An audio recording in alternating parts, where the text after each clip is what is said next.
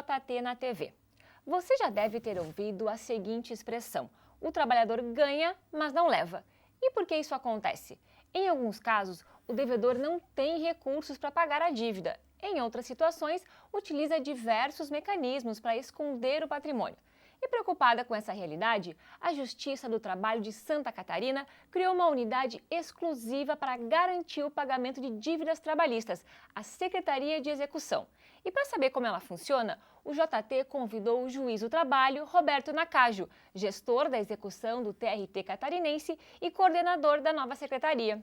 Doutor Nakajo, seja bem-vindo. Obrigada pela presença para a gente conversar sobre esse tema tão importante para a Justiça do Trabalho, né?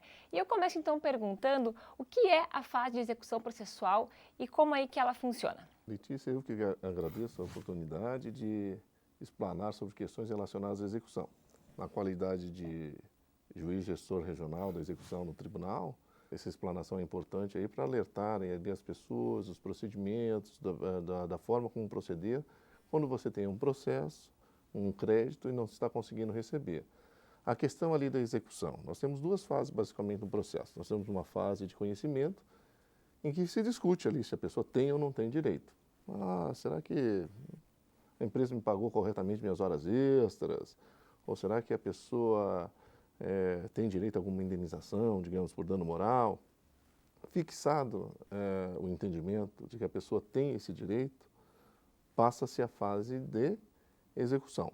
Mas a execução só existe quando o devedor ele não cumpre voluntariamente a sua obrigação. Se chegar ali, fui condenado no pagamento lá no valor X, o devedor fala, não, tá certo, eu vou lá e pago e acabou, o que é raro. O que é raro. Nesse caso, não existe processo de execução. O processo de execução só se inicia quando há uma resistência do devedor no pagamento da dívida, né? E aí é que é a nossa questão hoje em dia. Aí começam os problemas, né? Por isso que a gente fala que a execução, então, é quando ocorre o momento a cobrança forçada da dívida, né? E a expropriação de bens, é uma fase... digamos, uma fase assim, ele enfrenta muita resistência, porque se a pessoa já não cumpriu voluntariamente a obrigação, porque não está com uma vontade ou não está aceitando a decisão aí que houve no processo de conhecimento, e coercitivamente a justiça vai lá e toma um bem, apreende dinheiro da conta bancária. Então é uma fase aí, digamos, aí para o devedor, assim, que o processo ele funciona contra o devedor. Há garantias, o devedor tem direitos também nessa fase, como empenhorabilidade de bem de família, por exemplo. Mas o processo ele é favorável ao credor para cumprir uma decisão que nós tomamos, justamente para não cairmos naquilo ali. A pessoa recebeu uma sentença, uma bonita sentença, mas não está recebendo. Isso daí ganha, mas não leva. Isso daí é que nós temos que acabar, não é? E por que, doutor, então, que é tão difícil cobrar uma dívida trabalhista? A Justiça do Trabalho tem a execução mais eficiente. De todos os ramos do Poder Judiciário, nós sempre fomos conhecidos como o ramo do Poder Judiciário que tem o maior índice de execução, de efetividade, de entregar aquilo lá para quem é o credor. Mas as dificuldades, elas surgem em virtude de ocultação patrimonial, há muitas artimanhas utilizadas por alguns devedores no sentido de não pagamento dos débitos, e mesmo com a nossa antiga possibilidade de execução de ofício, nós tínhamos dificuldades aí na questão de localização de bens devedores. Utilizam laranjas. Então são vários desses artifícios, muitos até criminosos. Por exemplo, você colocar uma empresa em nome de laranja ou bem em nome de laranja, muitas vezes, além do crime de falsidade ideológica, também a questão lá de possível lavagem de dinheiro, sonegação fiscal e outros. Mas as pessoas parece que alguns devedores não ligam para essa questão, mesmo incidindo em possível penalização criminal. E se já não ligam para a penalização criminal, estão ligando muito menos para uma execução trabalhista, civil ou fiscal. Então temos isso que gera a nossa principal dificuldade. Bom, doutor, e o que acontece então com o processo quando o devedor não tem bens para pagar a dívida trabalhista? Realmente a Justiça já utilizou de todos os seus convênios, ferramentas e não localizou bens? A falta de pagamento pelo fato da pessoa não ter dinheiro. Não tem dinheiro, não tem bens, não está ocultando bens. Nesse caso, se nem no direito penal a pena passa da pessoa, do condenado, no processo civil, na execução trabalhista, na execução civil, nós não podemos penalizar a pessoa que não possui bens. E mesmo as que possuem alguns bens, elas têm certas garantias da impenhorabilidade, que é a tal do bem da família. Esse não é o problema da execução. É um problema do credor, que vai ficar sem receber, mas não é um problema da justiça estar sendo enganada, do credor estar sendo enganado. O foco nosso é sempre na pessoa que pode pagar, ainda que parcialmente, e está ali enrolando, ocultando para não cumprir com suas obrigações. A pessoa, quando não tem condições, aí sim, o processo vai para o arquivo provisório e ele fica no arquivo provisório por falta de condições. Não é uma desonestidade. Talvez ela tenha feito uma má gestão, uma má administração, ou tenha alguma dívida decorrente de alguma indenização que ela tenha que pagar, mas que não existe o dolo no sentido do não pagamento. Esse daí não é o problema nosso da execução em si. O problema é reduzir as execuções possíveis de serem executadas. Sim, daquele devedor que realmente está escondendo o patrimônio e não quer pagar a sua dívida trabalhista, né? Mas eu acho que talvez seja importante chamar atenção no caso dos processos que vão para arquivo provisório, que o trabalhador, né, que tem algum direito, né, para receber, que ele fique atento também ao antigo empregador, né? E caso ele perceba alguma mudança, que ele, né, procure seu advogado e informe a Justiça do Trabalho. Exatamente, exatamente. Os olhos na execução, eles são da parte. Aquelas execuções intrincadas, principalmente em cidades do interior. Nós temos ali, as unidades realizam ali a pesquisa, né, através dos convênios, as próprias varas realizam, e não havendo bens localizáveis, encaminham o processo para o arquivo provisório. O processo, depois de algumas tentativas, tentam fazer bloqueio em conta corrente, localização de veículos, e o processo acaba indo para o arquivo provisório. Estando o processo no arquivo provisório, a parte deve estar sempre ali, né? Olha, não é bem assim, o sujeito está passando ali com o carro, veja bem agora no Facebook ou na internet, ele aparece ali viajando e tal. Essa conclusão do processo estar no arquivo provisório, assim, por falta de bens, pode estar equivocada. Essa pessoa, me parece que está ocultando bens.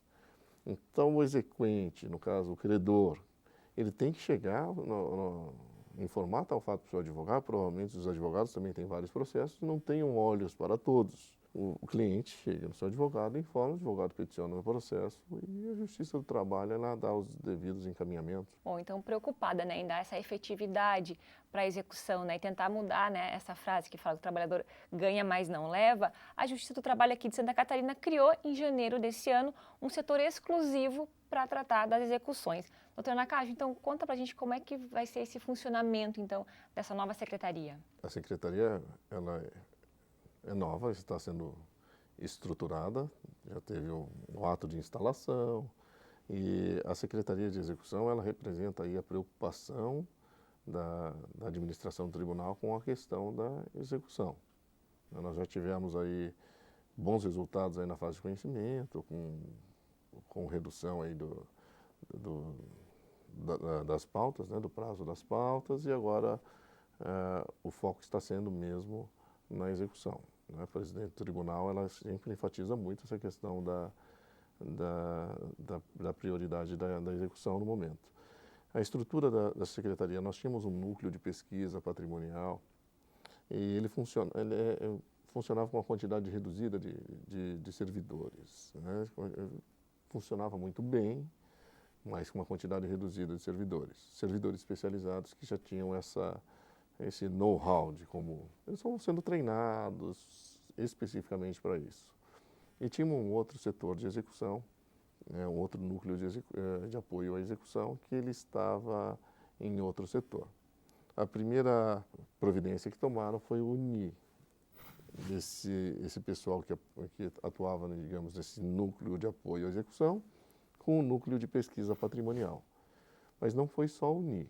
Além de unir os dois núcleos, foi criada uma secretaria com um diretor, com um assessor para a secretaria, para o juiz e para o gestor da execução e para a secretaria.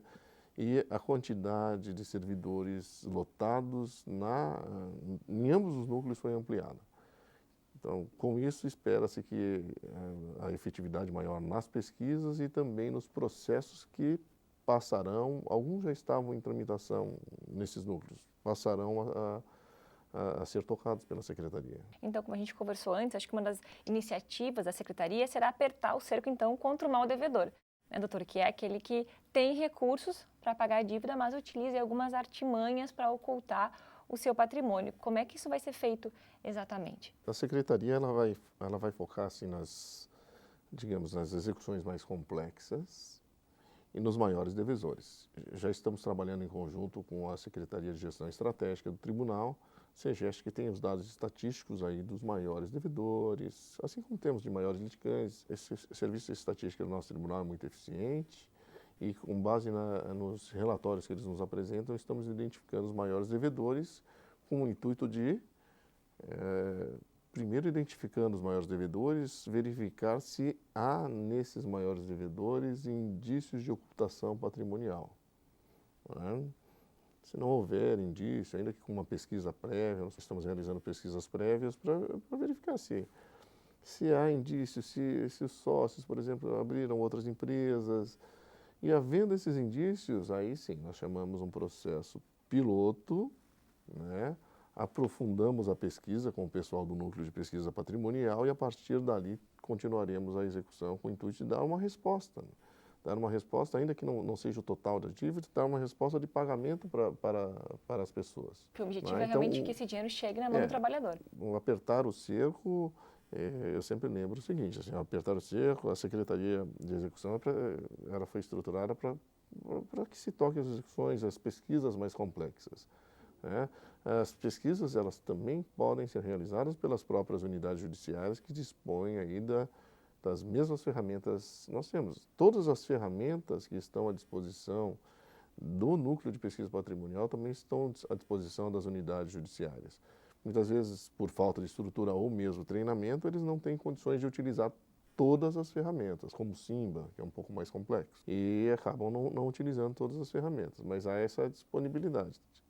As varas também realizam essa pesquisa. O Simba, que é um sistema de investigação muito importante, né? Inclusive utilizado pela Lava Jato.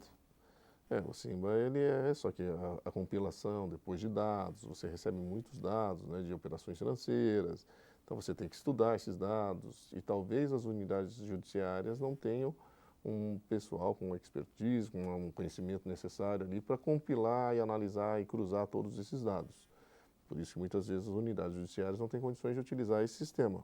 Está disponível para as unidades judiciárias, todas as varas têm a opção ou não de utilizar o Simba, mas muitas vezes não tem as pessoas apropriadas para analisar tais dados. Quanto aos demais convênios, ali já são convênios, digamos, mais simples e as unidades têm a possibilidade, têm condições de utilizar os outros convênios. Obviamente é que uma vara ela tem outras atividades, tem a pauta de audiências, tem outras atividades que podem tomar algum tempo dos servidores e algumas vezes essas questões de convênios podem ficar um pouquinho de lado. Né? Bom, doutor Nakagi, então agora eu quero falar um pouquinho sobre o procedimento de reunião de execuções, o PRA, né, que foi a Corregedoria Nacional da Justiça do Trabalho, fez uma consolidação sobre o tema mais recentemente, em dezembro de 2019, e que vai funcionar a partir de duas ferramentas vão ser utilizadas aí, né? Queria que você falasse então sobre a primeira ferramenta, que é o Plano Especial de Pagamento Trabalhista. Como é que funciona o PEPT? Essas duas ferramentas são especiais, né, como você mesmo mencionou. Esse PEPT é um plano especial de pagamento trabalhista, ele é oferecido ali para as empresas para que elas cheguem com um pacote de execuções. Olha, eu tenho tanto de dívida e eu quero parcelar, mas já não é especial, não é aberto, ele é especial. A empresa teria que me justificar, o devedor, por que quer parcelar, Não é um capricho. Olha, eu tenho que parcelar porque o pagamento desse total dessa dívida vai inviabilizar a continuidade da empresa. Garantias, indicação de sócios e das empresas do grupo, com a cientificação de que eles serão responsabilizados solidariamente caso não cumpram o acordo. E esse tipo de parcelamento ele está aberto. As empresas têm que fazer o requerimento junto à Secretaria de Execução. Lembrando que é um parcelamento especial e não é um mero capricho do executado. Tem que sempre cumprir todos os requisitos, senão nós não podemos deferir. Não tem como fazer esse parcelamento da dívida, né? Muito bem. Em relação, então, a esse outro regime especial, né, chamado de regime especial de execução forçada, qual que é o objetivo, doutor Nakajo? O regime especial, também especial, de execução forçada, ele tem o escopo de reunir as execuções na secretaria, no caso na Secretaria de Execução, mas as execuções de grande porte ou de relevância regional ou de uma relevância social. Nesse caso, a Secretaria de Execução ficaria como processo piloto, né? Viria um processo para a Secretaria de Execução e as demais execuções seriam paralisadas e os valores seriam habilitados nesse processo piloto. E todos os atos ali seriam realizados nesse processo piloto com o auxílio desse nosso núcleo de pesquisa patrimonial, que tem essas pessoas especializadas, extremamente especializadas na pesquisa patrimonial. Obtendo dinheiro, distribui-se nos processos. Então é um regime de centralização, mas lembrando, centralização de processos mais complexos, de relevante valor ou de abrangência regional. E a gente pode dizer, então, que essas duas ferramentas, né, tanto o Plano Especial de Pagamento Trabalhista quanto o Regime Especial de Execução Forçada, eles vão ficar de competência, de responsabilidade da Secretaria de Execução? Esses planos especiais, sim. O plano especial para parcelamento de débitos, ou se não, regime especial de execução forçada, estão todos ali na Secretaria de Execução. Somente nesses casos a competência era nossa. Nas unidades, a unidade judiciária, um foro, por exemplo, do interior, que tem vários processos de uma empresa, poder, com a combinação dos juízes, habilitar todas as execuções num processo, fazer uma execução única local. Isso aí, eles ainda têm essa competência, não foi retirada essa competência das varas. Bom, e como é que vai funcionar, doutor Nakajo, essa interação, então, entre a Secretaria de Execução e as unidades judiciárias, né? Porque a Secretaria vai prestar, então, apoio às unidades do Estado, né? O apoio vem tanto desses programas, do Plano Especial de Parcelamento, como do Regime Especial de Execução Forçada. Quando é instaurado, tanto um como o outro, PEPT ou REF, que chamam aí, os processos de execução nas unidades ficam suspensos. Ou seja, a unidade não precisa trabalhar com aquele processo e isso reduz o trabalho das unidades. E temos também a questão de pesquisas, várias que são realizadas aí para processos de unidades, com relevância aos maiores devedores. E a Secretaria de Execução, ela também tem a função de multiplicar o conhecimento, a técnica na utilização dos convênios, que já estão disponíveis para as unidades. Orientar as unidades, então, na utilização dos convênios. Orientar as unidades. E nós também temos dados estatísticos assim, de unidades que estão com um desempenho melhor com relação a determinado convênio, utilizando melhor o outro. E com isso vamos aí auxiliando as unidades nessa questão de orientação. Bom, então para a gente encerrar, doutor, a nossa conversa aqui, qual que é a expectativa da administração do tribunal em relação à Secretaria de Execução? Assim, o que vocês esperam que vai surtir os resultados de todo esse trabalho, essa dedicação? A expectativa é que, com esse trabalho, principalmente orientativo e com essa estrutura nova, que nós tenhamos um índice maior de êxito nas execuções dessas pessoas ali que tentam nos ludibriar, aí, escondendo bens, ocultando bens. Isso aí foi bem ressaltado aí na posse da administração, de que esse é o tema que vai nortear aí a administração nesses 2 últimos anos, que é a evolução da fase de execução. Muito bem, então sucesso na nova empreitada. E foi um prazer conversar com o senhor, doutora, e até uma próxima oportunidade. Eu que agradeço, obrigado. E assim a gente encerra a nossa entrevista com o juiz do trabalho, Roberto Nakajo, sobre a execução trabalhista. Nos vemos no próximo programa. Até lá!